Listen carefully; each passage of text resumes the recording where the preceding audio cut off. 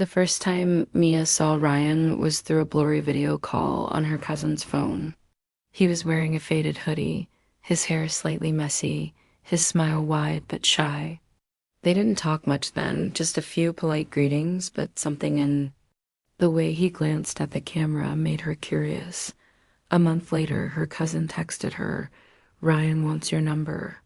That's how it started. Just small conversations at first, songs they liked, school stories, the occasional selfie.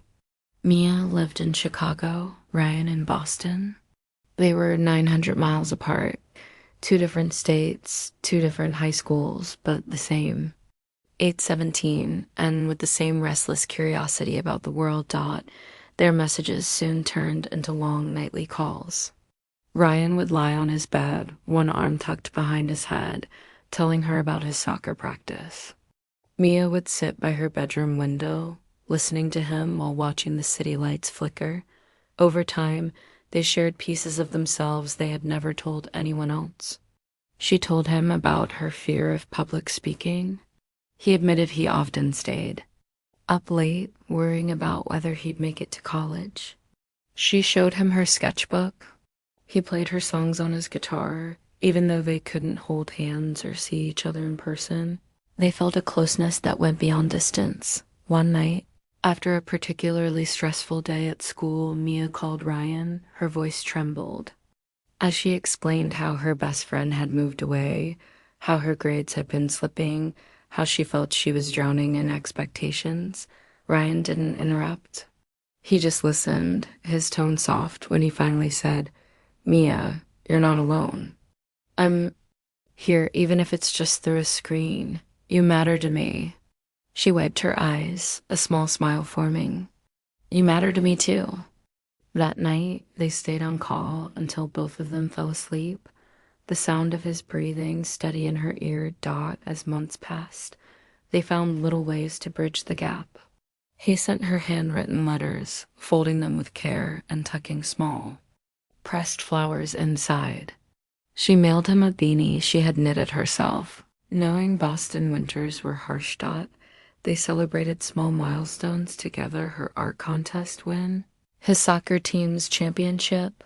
Sometimes they watched movies at the same time, counting down so they could press play together. They text comments during the movie, laughing at the same scenes despite being hundreds of miles apart, but not everything was easy. There were days when the distance felt unbearable. Days when she wanted to hug him after a rough exam but couldn't. Days when he wished she could sit in the bleachers and cheer for him. The worst was when schedules clashed. Her exams fell during his soccer tournaments, leaving them with only quick good morning texts. Once, a miscommunication during a particularly busy week made them go 2 whole days without speaking.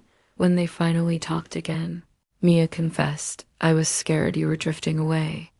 Ryan shook his head, looking directly into the camera. "Not a chance. I don't ever want to lose this. You mean too much to me." By spring, they had been together for almost a year, without meeting in person. Ryan suggested they finally do it. His parents had agreed to let him visit Chicago during summer break. The weeks leading up to his trip were full of anticipation. They talked about what they'd do: walk by the lake, take silly photos in front of landmarks, maybe share their first real hug. When the day came, Mia stood at the train station, her hands trembling. She scanned the crowd until she saw him taller. Then she'd imagined wearing that same faded hoodie from their first video call. For a moment, they just stared at each other, both smiling nervously. Then Ryan stepped forward and wrapped her in a warm, careful hug. "You're real," she whispered, her voice muffled against his shoulder. "So are you," he replied softly. The next few days felt like living inside a memory she'd treasure forever. They walked along Navy Pier, shared ice cream while the sun set, and sat on a park bench talking about everything and nothing. They didn't need grand gestures. Just being in the same place was enough. Sometimes they'd simply sit quietly, their shoulders touching, feeling the reality of each other's presence. On his last evening in Chicago, they sat on her porch steps, watching the streetlights blink on.